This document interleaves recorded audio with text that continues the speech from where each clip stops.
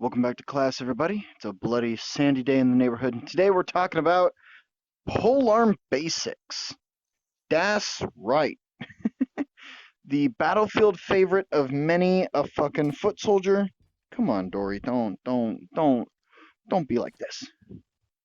There we go. That's my girl. That's my girl. I wanted to get my Mycenian spear. Y'all know I love my Mycenian, but I can't say no to Dory. I can't say no to Dory. Anywho, I've got a handful of polearms here. I've got two on my back, so I'm only putting on my dummy thick hips here. They're just for small arms. So we're gonna start off with the spears. And we're gonna slowly get into the more complicated weaponry. The basics of any polearm combat. Usually you would have a shield, but we're gonna get into shield synergy in the next video. Because normally you'd have a shield with just about any weapon. So today we're just going to cover the basics of fighting with just a spear. So if a spear's all you got, don't one-hand it. No need. You're losing power on your thrusts. You're weakening yourself, and the spear's own weight is going to throw your accuracy off. Two-hand for a good solid thrust. If you do decide to one-hand, all right, make sure that you fully extend your body out. You get a good strong reach. Let me take a step back here so I don't punch my monitor. So for that long reach out. Now, I would normally two-hand to block here in the middle, but as you can see, that's wood. That's not good for blocking. It'd slice this thing in half. Although then, if this thing got sliced in half, I have a butt spike here and a blade, so now I've just got two short sticks with blades on the end. The big thing about spear combat, get them with the pointy end. That's really all there is to it. Stick them with the pointy end. Aim for flatter surfaces or for indented surfaces. Don't aim for angled surfaces. Let's see if I was going to go for this barrel, right? I would not. Whoa, what is my arm doing? I would not want to go here, even though the fucking Dory's so OP it just sinks right in with the slightest push. If that was a bit more angled, there's a chance I would glance. I'd hit it and be like, ching! Oh no! And now I'm open for attack. I'd want to aim at the big flat top because there's less chance of angling off a flat surface. Alright, yeah, spear. Super fucking simple. Stick them with the pointy end. Use your reach. Don't try to stab from up here, alright? Make sure you're back here or you're here on your actual handles. Now their handle's more in the middle-ish, just to balance it out because they used it one-handed. If I was going to use this thing, I'd be like way the fuck back here by the butt spike, just so I have all that reach to go, to get somebody with. But that's just me. And probably hundreds of other people, so. Next, we're going to move on to a Norse favorite recently added by Sushin, that mad lad who I love so much. The Atgeir is essentially a Danax on steroids, but not yet a Bardiche. Or a Bardige. I'm never going to pronounce that right. For those who need a refresher, the Bardige... Whoa. Looks like that. Or like that. I think there's one in the base game, actually. Yeah. Bardige. A descendant of the Danax. Yep. This just takes the Bardige and changes it up a little bit. This is what came before the Bardige. It had such a long handle to really put that blade on the very end for maximum chop. Let me just line this up with my table here. Aw, it's not sticking. So it's not hitting as hard as the Bardige does in game. Oh, that did. Yeah, there we go. Certifiable stick. It's pushing its way out. That's terrifying. So things like the at gear, the bardige, any kind of pole axe, which is what this is. Um, you don't always have a stabbing surface. Now these are curved upward to give you a rudimentary stabbing surface. If I could just grab it, there we are. Oh, I can't stick my. Oh, I can't stick my hand in there. Ha ha ha ha! Get fucked, game. They have a rudimentary stabbing surface. Okay, chill. You know what? Fine, I'll take you by the damn handle. They have a rudimentary stabbing surface right here. It's very basic, not exactly something I'd rely on for doing damage, but I mean, I'd still use it. I just wouldn't rely on it. No, I'm gonna be chopping with this bad boy, bringing the full weight and leverage of that axe down on somebody. Bam! Oh, that's gonna crumple somebody. I have got to use this. Hold on. Lesson on pause, real quick. I'm gonna chunk a bitch with this. But see, I'm holding it way at the end. I'm maximizing not only my reach, but also my leverage. Oh, is she glitched? She glitched into my... There we go. Ah.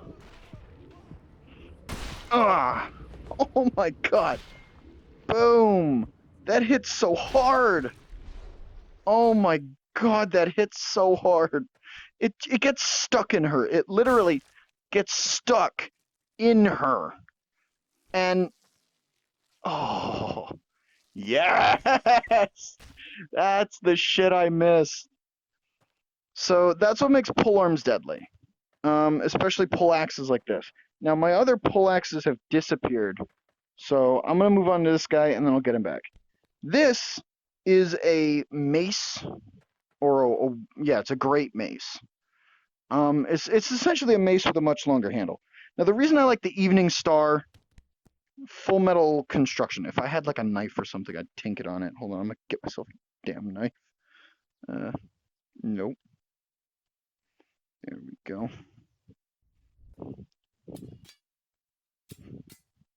That's so quiet, damn it. Yeah, full metal construction, meaning that I can block here, I can block here, I can there, there. Doesn't matter. Full metal. So, putting these kinds of flanges on this thing means that when I do bring the hammer down, and you know I'm gonna be bringing that hammer down, it is gonna hit like a ton of bricks. Even more than the fucking at gear will, because that's gonna hurt. And the spear tip being more centralized and significantly more blunt. God, my tracking is off right now. Being a bit more blunt, that's gonna hurt. When it tears through the skin instead of pierces, that's gonna hurt. Now, as polearms got a lot more multifaceted, we'll say, they started including both the hammer end and the axe end and the spear end, as you see with like my knightly poleaxe. So we've got our poleaxe, polehammer, and just spear all in one, and this is essentially the epitome of a a polearm, because it even has a butt spike. Like, this thing's just the fucking best. Has a large blocking surface, all banded, and the leverage I can get from this end is rather significant with either side, including any kind of thrust I get on the front of that. All right, now let's just do our little test here that we do with all of our... Oh yeah. Oh yeah. Oh yeah, that just chunked right in. Oh yeah. That's significant.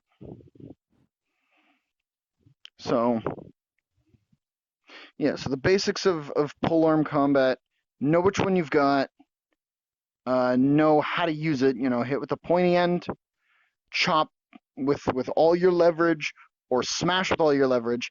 The downside to polearms is that for a guy like me, who depth perception is a fucking foreign concept, hitting with a small surface is difficult. I'll admit, if I'm all the way at that end, I have a much higher chance of hitting somebody with this part than I do with that guy. Because I don't know how far away they are, and I don't want to miss. So I'm going to underestimate my reach instead of overestimate. But for people with two working eyes, they're, slamming them with that end is amazing. Polearms allow you to essentially shut down entire corridors or lock out battlefields. They're devastating. A great combo that we're going to go into here in a second is the chop and stab, the good old cut and thrust. We'll just send another person out here. The cut and thrust is doable with most halberds and poleaxes. So essentially you cut and thrust. Now again, boom, boom. Ah, my depth perception playing against me. That is a pretty sword. Right up your butt. There we go. Down. Damn it. Oh. Give me your freaking head. I can't even hit him in the head. Oh, hold on. I can do this. Damn it. I was gonna pick him up and then chunk the butt of it into the ground. Let's see if we can. Ah! Holy shit! And then,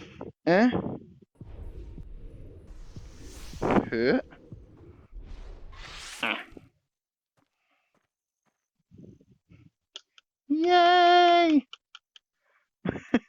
Gruesome! So polearms are essentially the rulers of the battlefield against most, Jesus Christ, against most opponents who don't have superior armor. But even against an opponent with superior armor, having that much chopping power is going to negate a lot of that. That's polearm basics in a nutshell. Stab them with the pointy end, chop them with the choppy end, and bash them with the bashy end. And do it from as far away as you can. So, now, wait. There is one more bit to it. One more bit. The length of your polearm can heavily determine how you go about that. No, the pike isn't in that one. Why is the pike not in there? The Mycenaeans, the guys who would do the Mycenaean spear, or I guess it was the Macedonians who actually made the pike famous. Wooden lance, reinforced lance, sharpened stick. All right, I'm gonna get my face right up in here. Pike. So the pike,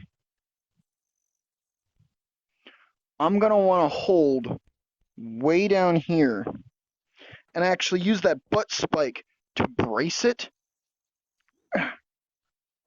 into the ground. Like, not quite like that, like this. And then any charging cavalry is going to hit this, and they're going to fucking die. All right, as well as if I have it here and I'm holding it here and here, that's a lot of reach. And then the person next to me's got his and his, and you brace them out like this, and they run into them, and it skink. But that's why the shafts were so thick. They were meant to stop a charging horse without cracking. So, yeah, not quite the 16 feet of a real Sarissa pike, but still a big-ass fucking spear.